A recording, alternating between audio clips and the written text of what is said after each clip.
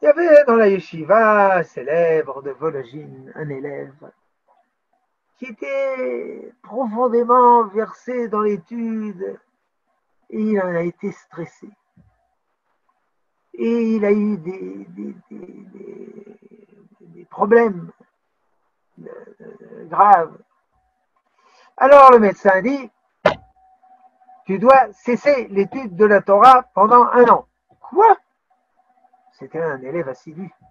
Son maître, le nassif de Vologine, lui dit, c'est un ordre. Pendant 1 an, tu n'étudies pas la Torah. Bon, c'est un ordre, dit Rosh Yeshiva. C'est pas tout, a dit le médecin. Pendant 1 an, pour te décontracter, tu dois raconter des blagues. Comme j'ai raconté des blagues pendant 1 an, c'est un ordre. Il a dit Rosh Yeshiva. C'est un ordre. Il le fera. Donc pendant 1 an, il a raconté des blagues. Il est allé chez chacun, il les a priés de lui raconter des blagues. Mais quand c'était un jeune homme extrêmement sérieux et organisé, il ne pouvait pas faire ça comme ça. Toutes les blagues, il les a notées, stylisées, classifiées et mis par écrit dans un livre de 3 volumes. 3 volumes, Sefer Abdicha Vachidoud, le livre de blagues et de l'astuce de Droyanov, avec une introduction profonde sur la valeur de l'humour. Évidemment, je n'ai pas lu ce livre, mais je connais une histoire. Alors, la nouvelle a filtré. Le Messie, il vient. C'est pas une fausse nouvelle. C'est une vraie nouvelle. Alors, effervescence terrible dans les milieux juifs, surtout dans les milieux pieux. Mais les milieux pieux, ils savent très bien que la venue du Messie, c'est pas un événement fugace et sans importance. C'est une bagatelle, c'est pas une bagatelle. Il faut s'y préparer, se préparer. Vous pouvez demander la question au rabbin français. Il faut monter en Israël. Mais évidemment qu'il faut monter en Israël, mais il faut se préparer. Alors, on se prépare. Donc les juifs pieux, dit Dorianov, dans cette blague, se préparent à la venue du Messie. Comment on se prépare? Évidemment, on fait teshuva.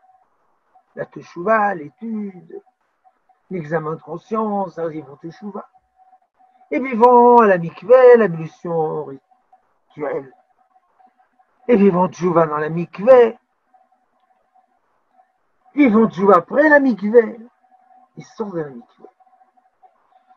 Ils s'essuient les yeux, les dernières gouttes d'eau. Et alors ils voient un spectacle extraordinaire. Une foule, 1 million de personnes en marche. Et à leur tête, une figure patriarcale. Qu'est-ce qui s'est passé? Le Messie, il est venu. Mais les gens pieux, il ne les a pas trouvés.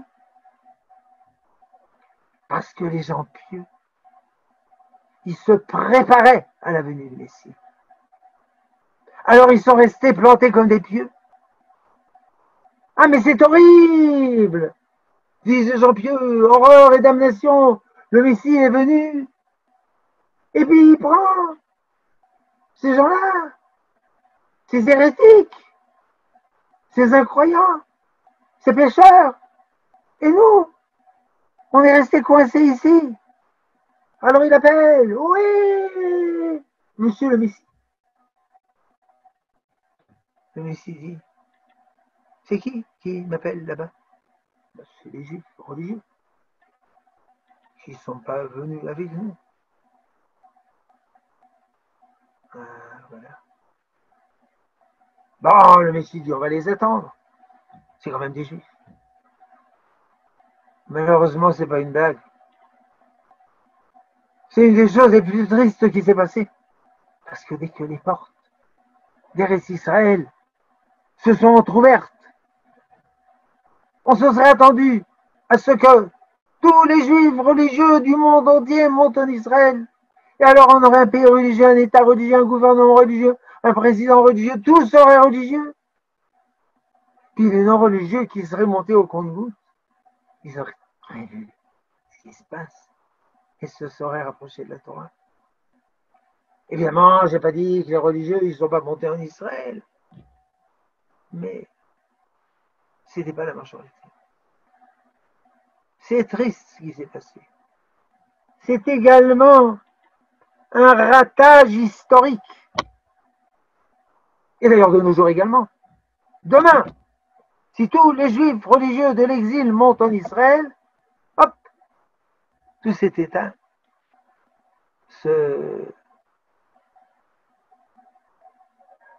deviendra religieux.